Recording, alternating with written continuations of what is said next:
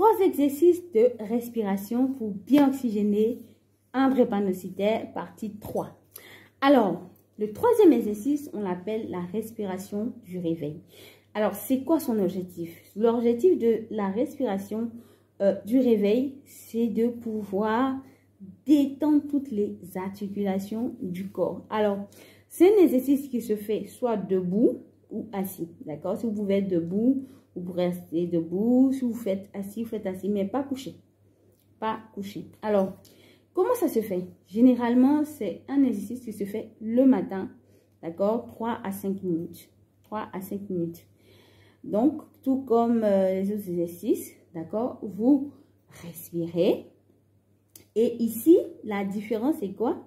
C'est que vous allez faire bouger vos articulations à chaque fois que vous faites entrer l'air dans votre corps. C'est-à-dire quoi? Alors, vous restez assis. Si vous prenez la position assise, pardon, vous écartez les orteils lorsque vous inspirez. Donc, vous faites entrer l'air dans votre corps. Donc, vous écartez les orteils. Et puis, lorsque vous faites sortir l'air, vous faites quoi? Vous ramenez vos orteils à la normale.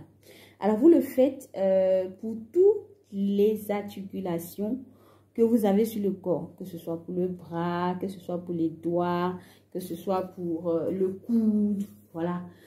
Pendant que vous respirez, vous essayez de faire bouger vos articulations. Parce que généralement, les drépanocytaires, lorsqu'ils ont des problèmes, d'accord, on a les douleurs. Les douleurs se passent aussi au niveau des articulations, surtout au niveau des petites articulations. Et parce que là, au niveau des articulations, les vaisseaux sanguins sont tellement fins.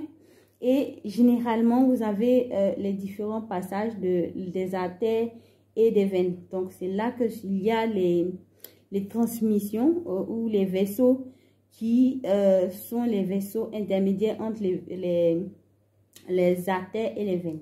Donc, vous allez retrouver des petits vaisseaux sanguins, ce qui fait que parfois, lorsqu'on a des crises vaso-occlusives, on se retrouve avec des douleurs. Donc, pour les plus petits, vous allez voir, ils enflent. Donc, ils ont le syndrome des bras, des genoux qui sont enflés.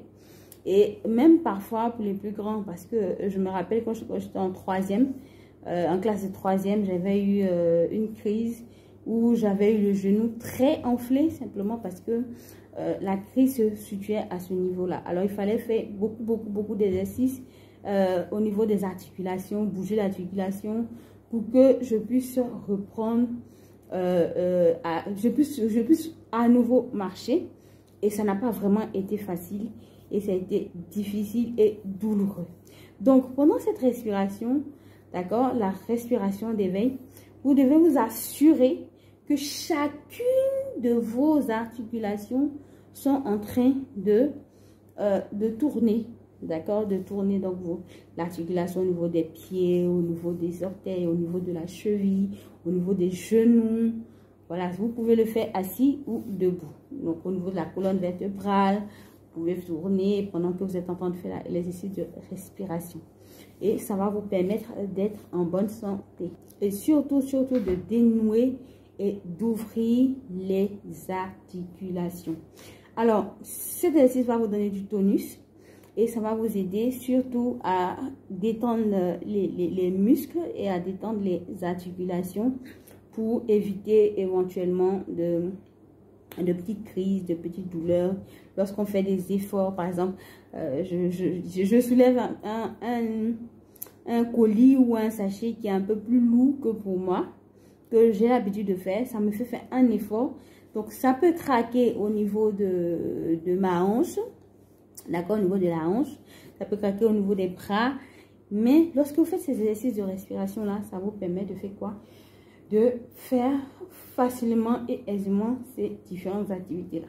Parce que aussi, hein, les drépanocytaires, lorsqu'on a les crises, après on se retrouve en mode couché tout le temps, on évite de faire des exercices, de bouger, et ça fait que parfois on reste un peu dur, voilà, au niveau des articulations. Quand je commençais le yoga, c'était vraiment un peu dur, Et j'ai appris avec l'exercice de souplesse et de respiration qui vraiment m'aide au quotidien.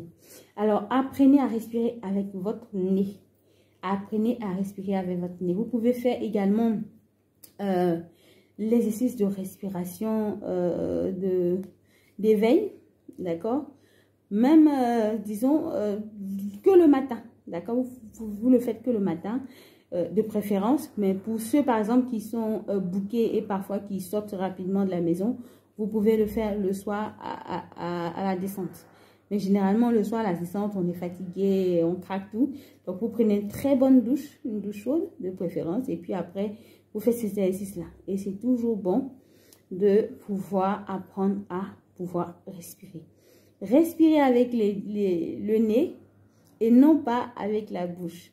D'accord? Faites ces exercices-là et puis partagez-moi en commentaire comment vous vous sentez une fois que vous avez fait ces exercices au bout de 1 mois ou au bout de 7 jours, une semaine. Portez-vous bien et à bientôt pour une autre vidéo.